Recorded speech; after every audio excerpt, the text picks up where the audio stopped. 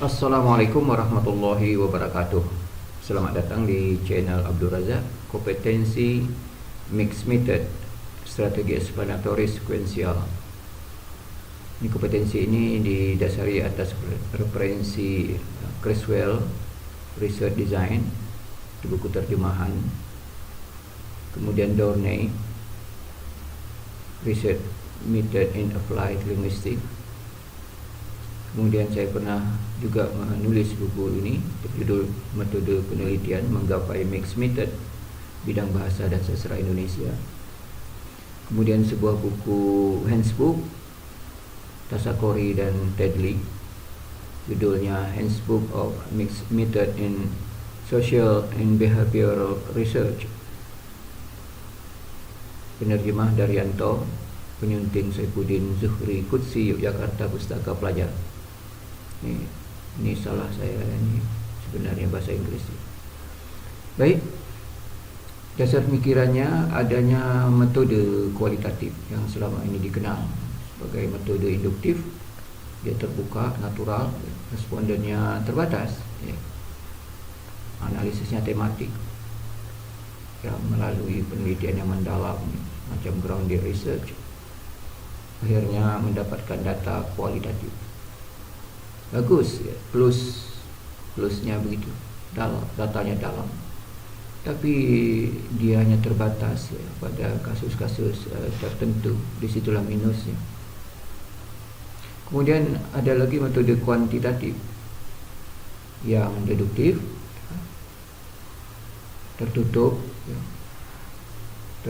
terbatas pada kondisi kuesionernya, instrumennya, membatasi responden untuk menjawab atau untuk merespon terhadap data yang diteliti.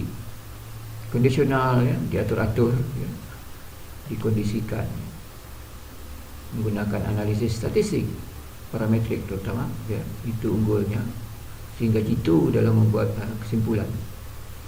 Plusnya di situ, minusnya juga banyak. Di antaranya, tidak mendalam, terbatas pada sampel tertentu dengan kuesioner ataupun instrumen yang terbatas. Nah, para ahli memunculkan metode alternatif untuk itu, dikenal dengan mixed method. Tujuannya menutup minus pada kuantitatif melalui kualitatif, sebaliknya juga menutup minus kual melalui kuan. Nah, dikenallah sebagai strategi yang paling sederhana yang disebut dengan strategi eksplanatory sekuensial. Dikumpulkan dulu data kuan, ini disimbolkannya begini. Kemudian secara berurutan waktu kual. Jadi dia sekuensial. Jadi bukan bersamaan, bukan transform, tapi dia sekuensial. Pertama kuan, sudah itu kual. Begini, pengumpulan dan analisis data kuan sudah selesai analisis melalui analisis yang tajam, statistik parametrik. Kalau statistik deskriptif tak cukup, karena padahal data inilah yang akan dicukupkan melalui kualitatif. Tapi kalau pada dirinya sendiri saja sudah tidak cukup, tidak layak untuk di mixed method. Sekali lagi, semua data kuantitatif yang menggunakan statistik deskriptif tidak memadai untuk dilakukan penelitian mixed method. Sekali lagi, tidak memadai, karena untuk dirinya saja sendiri sudah tidak mencukupi. Bagaimana harus dijelaskan lagi supaya lebih baik melalui penelitian kualitatif. Sekali lagi, kuan di sini haruslah yang memadai. Analisis statistiknya parametrik. Kalau tidak, maksud saya analisisnya inferensial. Prosedur statistik inferensi, apakah itu parametrik atau bukan? Nah, baru dikumpulkan nanti data kualitatif, dengan segala keterbatasan, tapi nanti di sini ada keunggulannya. Nah, untuk apa mengumpulkan data ini? Ini nanti untuk pada tahap ya setelah penelitian, artinya interpretasi, semua data dan semua data sudah dikumpulkan dan dianalisis baik kuan maupun kual, maka sampailah interpretasi, menjelaskan analisis data kuan melalui analisis data kual. Jadi di sini mixingnya, percampurannya adalah di tahap interpretasi kalau untuk strategi eksplorasi sekuensial. Nah, mixingnya itu ada bermacam-macam. Yang cocok dengan sekuensial ini adalah mixingnya dalam bentuk menghubungkan. Jadi bukan menggabungkan, bukan menggabungkan, bukan mencampurkan dalam bentuk menggabungkan, tapi dia menghubungkan. Menghubungkan di sini nanti bisa relasi, ya, dalam arti yang sempit, ya, bisa juga komparasi dalam arti yang luas. Komparasi bukan sekedar membandingkan, tapi dia juga dapat diartikan sebagai menghubungkan. Nah, itulah dia. Nah, kalaulah nanti ada perkembangan berikutnya, itu ada strategi exploratory sekuensial, masih sekuensial, tetapi dia sesuai dengan namanya explore. Maka pertama dia mengeksplorasi dulu. Eksplorasi itulah dikumpulkan data kualitatif, ya. Jadi menggunakan metode kualitatif pertama sekali, baru waktu berikutnya adalah kuantitatif. Itu sebuah pengantar. Baik, saya akan masuk ke sheet kedua ini. Sheet kedua ini lebih banyak membicarakan mixed method dalam konteks komunitas terbatas, ya. Komunitas terbatas artinya untuk mahasiswa program studi pendidikan bahasa dan sastra Indonesia, jurusan pendidikan bahasa dan seni, Fakultas Keguruan dan Ilmu Pendidikan, Universitas Riau. Di video ini terutama untuk merespon juga, ya, beberapa hasil penelitian mahasiswa, termasuk rancangan penelitian mahasiswa dalam bentuk proposal. Saya tampilkan tiga bidang, ya, tiga warna ini. Satu kuantitatif, dua kualitatif, tiga mixed method, ya. Nah, dari sumber yang sudah saya sebutkan tadi. Umpama seorang mahasiswa meneliti kuantitatif murni kuantitatif. Umpamanya masalahnya berbunyi bagaimanakah kemampuan menulis pantun. Kemampuan menulis pantun ini terbatas, ya. Jadi nanti pantun ini bagaimana kemampuan menulis pantun. Bagaimana di sini agaknya kalau saya lebih condong nanti apa kategori kemampuan menulis pantun. Saya lebih suka sini sebenarnya, walaupun saya tidak menutup kemungkinan orang membuat seperti ini. Apa kategori kemampuan menulis pantun siswa bla bla, siswa kelas sekian SMP kah atau SMA kah? Itu apa kemampuan menulis pantun? Apa kategori? Nah, ini jelas penelitian kuantitatif, ya, untuk menjawab masalah apa kategori yang didapat nanti, apakah tinggi atau rendah terhadap itu. Nah, di bab 4, ya, itu komunitas di fakultas itu membuat aturan semacam ini. Bab 4 isinya hasil dan pembahasan. Maka mengandung dua makna, ini compound, ya. Satu hasil, ini dia. Yang satu lagi pembahasan, ini dia. Bahasan. Hasil terbagi, ya, terbagi dua pada dasarnya. Cuma saya buat di sini tiga, ya. Dua beranak satu atau bercabang satu jadi tiga. Satu itu adalah data penelitian. Tentu di sini data pantun. Data kemampuan menulis pantun yang merupakan hadiah kuantitatif, merupakan skor kemampuan menulis pantun. Bagaimana skor? Ya, dia menulis sampirannya, bagaimana menulis isinya, bagaimana tadi itu apa skornya, rimanya bagaimana, ya. Kemudian rima pada sampirannya apa, rima pada isinya bagaimana, ya.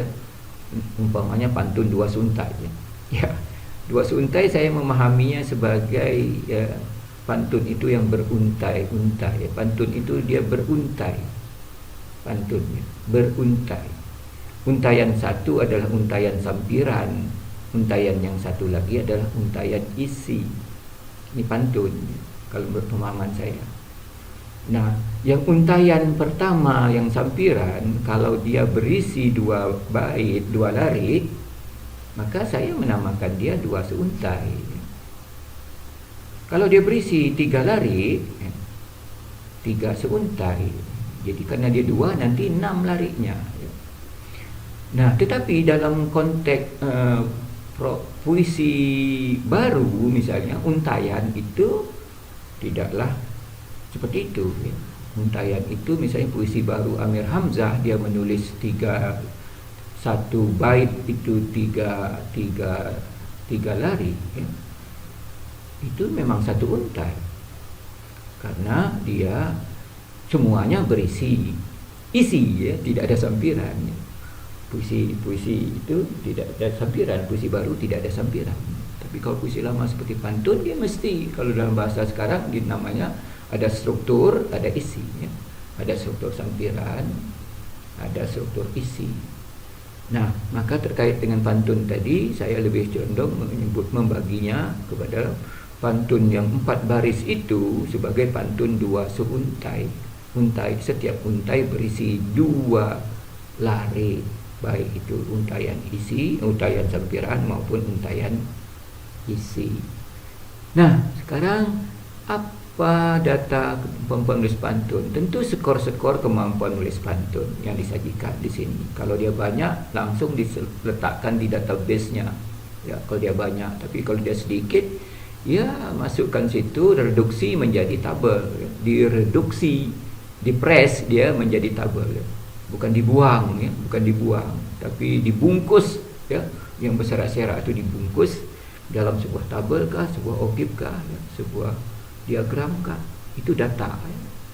Nah, dah disajikan data mestinya dianalisis ya. Tetapi karena ini tekadnya nanti mau mixed method dan mau menggunakan bahwa data yang dianalisis secara statistik ini nanti akan dapat diprediksi, dibuat inferensi bagi populasi, maka harus dianalisis secara prosedur statistik inferensial ya.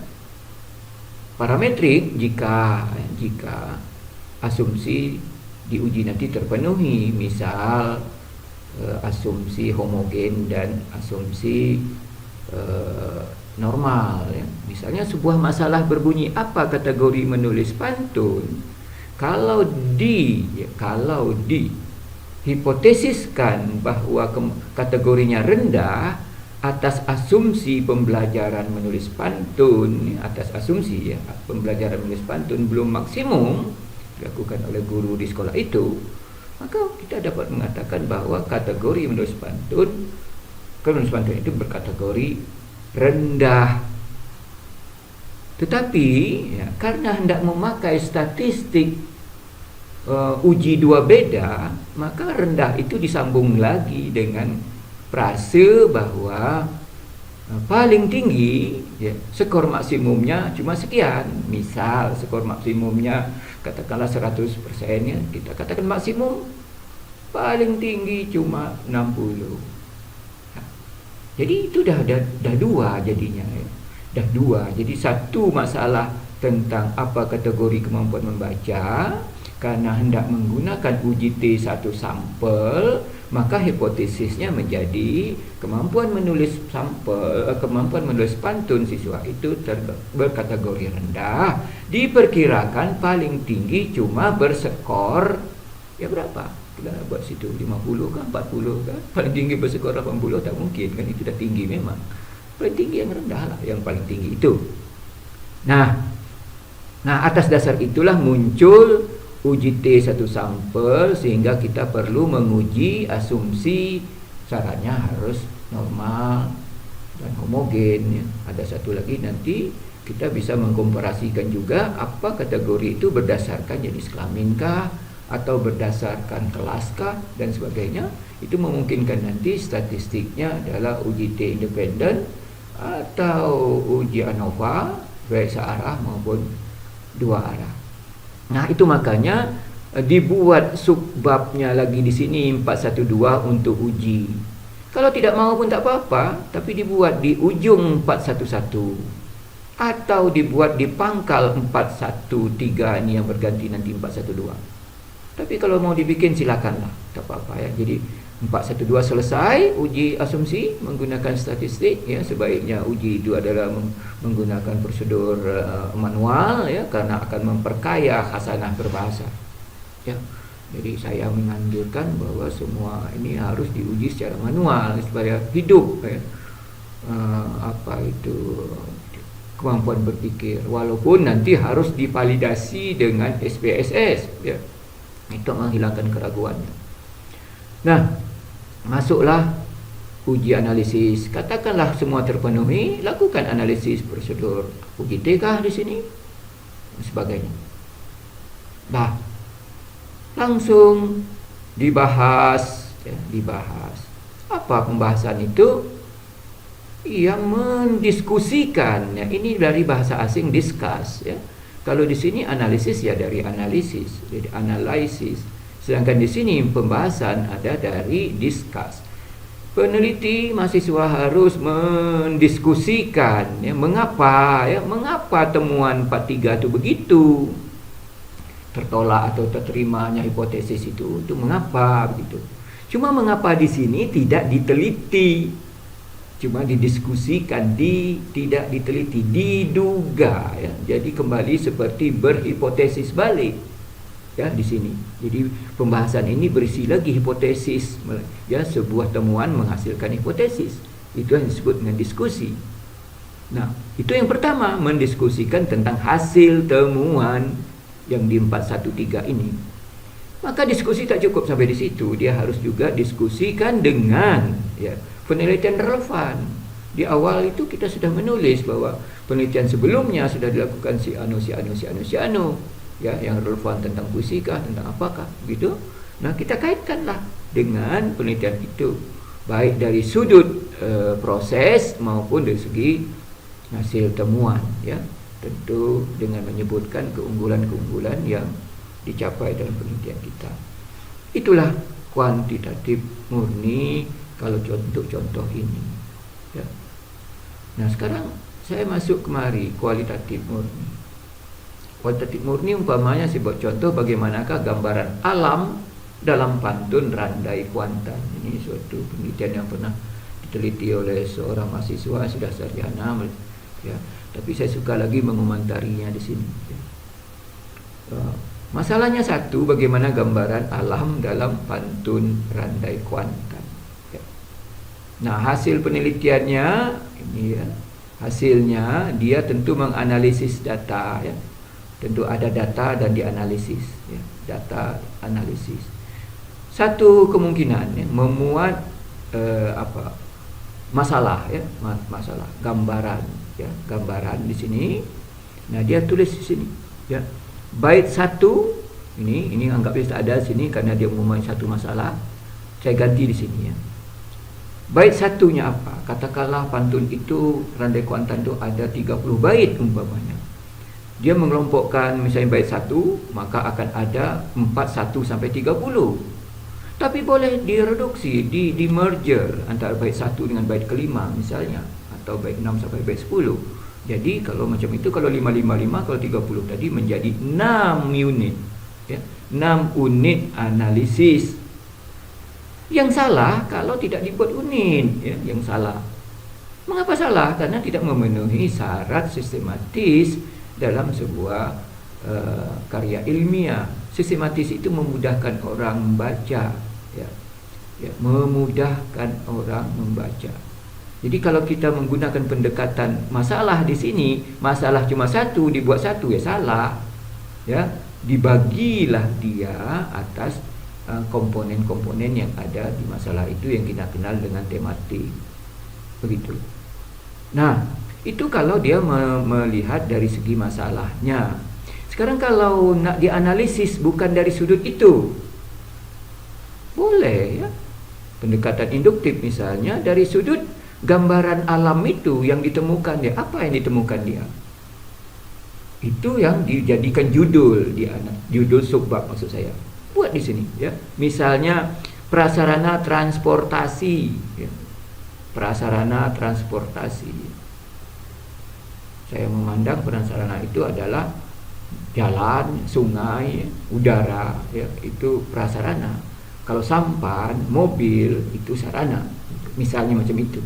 Maka dibuat 411 prasarana transportasi. Apa saja, di bait mana saja ada gambaran itu. Ya. Kemudian ada butir lain sarana dan sarana transportasi. Ada gambaran lain misalnya sawah, ya, jalan. Nah, kalau sungai saja itu tak cukup. Sungai di sini sebagai transportasi atau sungai sebagai tempat mencari rezeki. Itu beda ya. Sungai sebagai tempat habitat ikan kah? Atau sungai sebagai tempat lalu lalang.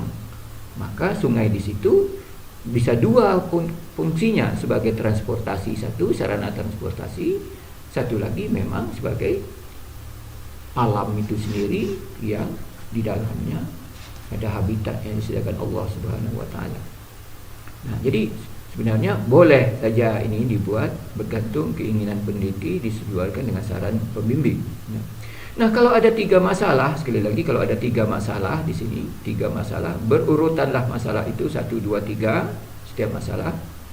Tetapi lemahnya apa? Data berulang. Maka kalau untuk itu bisa dijadikan di sini, dibuat tematiknya saja. Tema dari yang 3 untuk menjawab satu masalah itu, 3 masalah dijawab dalam satu analisis, tetap punya tema. Dari tema apa dia? Tak mungkin satu tema ya, tak mungkin. Kalau satu tema kayak tikar lah dia, lagi-lagi dia tidak sistematis. Begitu.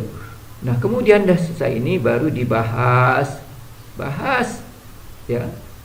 Diskusikanlah temuannya tadi sini, mengapa begitu, mengapa begini. Ingat, diskusi di sini ada nalar Anda, bukan hasil penelitian. Di sini bukan hasil penelitian ya. Diskusi ini bukan hasil penelitian, tapi mendiskusikan tentang hasil. Mengapa hasil itu begitu? Itu maksudnya. Nah, kalau meneliti mengapa hasil itu begitu, itu nanti lari ke mix, perginya mix method dan seterusnya. Nah, berikut saya masuk ke mix.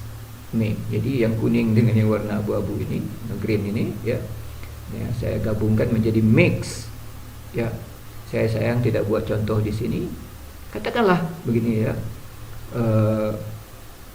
Kemampuan menulis pantun ya, digabungkan dengan kemampuan menulis pantun sebagai data kuantitatif. Kemudian bahan ajar menulis pantun sebagai data kualitatif. Boleh ya. Ini maka masukkan lagi ini semua kemari. Ini yang menulis pantun tadi kemari datanya, ini data kuannya. Data kuannya di sini sampai kemari ya, terpenuhi. Inilah dia yang tadi, yang ini semua. Ya, ini dia. Masukkan. Kemudian masuk data kual. Data kual Anda apa? Sesuai lah. Data kual ya, kual yang terbatas lah tentunya, walaupun tadi kual sangat mendalam, tapi betapapun kita perlu fokus ya. Fokus kemana? Ke bahan ajar kah? Ke guru kah? Ya?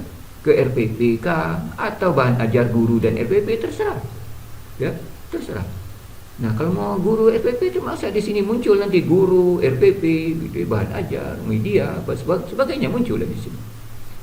Maka menggunakan nanti alat ya namanya kual ya, menggunakan instrumen ya kualitatif, misalnya pedoman observasi ya, kuesioner ya. Kalau di sini jelas ini pasti menggunakan tes baiknya ya, kecuali untuk data persepsi ya, yang dikuantitatifkan dia sebenarnya kualitatif tapi diubah menjadi kuantitatif. Nah, ini langsung Banyak nanti di sini dengan pembobotan di kual, bobotannya di kual. Ingat kalau penelitian kual mix method ini bobotnya di mana? Mau sama bobotkah kual dan kual? Mau kualkah yang lebih banyak bobotnya? Atau mau kuankah yang lebih banyak bobotnya? Ya, itu kalau kual explanatory sebaiknya kalau menurut saya kual yang banyak bobotnya, sebab dia yang lebih berpotensi menjelaskan hasil kuan tadi. Mengapa kemampuan menulis pantun itu sebegitu, cuma begitu ya. Ya, maka dijelaskan di sini.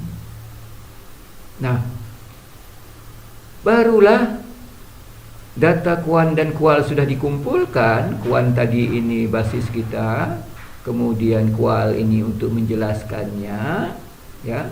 Baru muncul lagi yang ketiga. Ini tidak ada memang di arena petunjuk menulis skripsi mahasiswa di FKIP untuk bahasa Indonesia memang tak ada, ya. Tetapi kalau kita akan meneliti membuat mixed method, tak bisa tidak, ini harus dibuat, ya. Jadi jangan terlalu kaku dengan aturan itu, ya. Jangan terlalu kaku. Jadi 413 harus dibuat interpretasi, ya. Interpretasi dia muncul di sini, ya. Karena mixed method itu untuk sekuensial, explanatory sekuensial, ya, membahas data itu, ya, memaknai data, ya, menginterpretasi bagaimana hubungan antara kuan dan kual itu, ya, di tingkat interpretasi. Disitulah kedua data itu digabungkan dengan cara menghubungkan, bukan menggabungkan, ya. Mixingnya dengan cara menghubungkan, mencari relasi secara tematik, ya, atau komparasi secara tematik juga, ya. Secara kuantitatif tak mungkin lagi, karena dia kuanti sudah bergabung dengan kuali, ya. Jadi yang aman itu kalau tematik dia masuk, ya, karena kuanti dapat dikualikan, ya.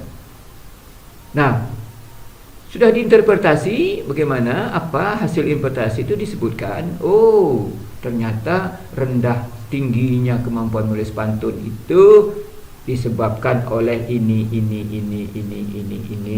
ya. Disebabkan oleh ini, bukan diduga, bukan. Kalau tadi sini diduga nih, waktu diskusi tadi diduga. Tapi kalau di sini tidak, ini jawaban disebabkan itu karena data kual ini tadi, ya. Itu jawabannya. Nah, baru ada pembahasan lagi, ya. Ini mengikuti acuan FKIP, ya, memang harus dibahas dia. Apa yang dibahas? Ya, mengapa interpretasinya begitu? Ya, jadi balik lagi. Tadi kalau di sini pembahasannya mengapa temuannya begitu, tapi di sini mengapa temuan interpretasinya begitu?